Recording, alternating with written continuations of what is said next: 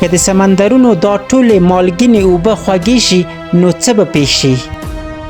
زمونږ ځمکه 80% اوبو پوښلې. حیرانوونکې خبره دا ده چې دا ټولې اوبه د څښلو وړ نه دي او خورا مالګینې دي.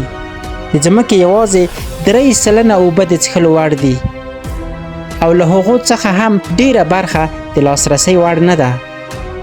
خو که د نړۍ سمندرونه په خوږو او د څښلو په اوبو بدل شي نو څه به وشي؟ شاید دا تاسو ته ډیره عادي خبره ښکاره شي، خو که په رښتیا هم د سمندرونو اوبه له مالګینې حالت څخه راووځي او خوږې شي نو پوهیږئ چې څه به پیښ شي؟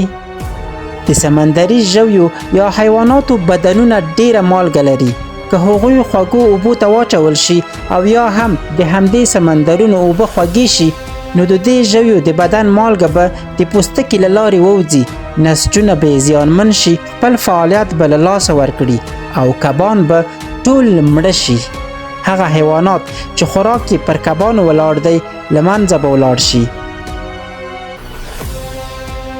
شاوخوا 700 میلیونه انسانان به خپل اصلي عاید له لاسه ورکړي او لوږه، فقر او حتی مرګ سره به مخ شي. د سمندرونو د اوبو خوږول به د نباتاتو پر ژوند هم ناوړه اغیز وکړي.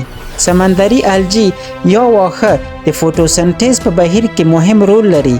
هماغه بهیر چې زموږ سیارې ته اکسیجن برابروي.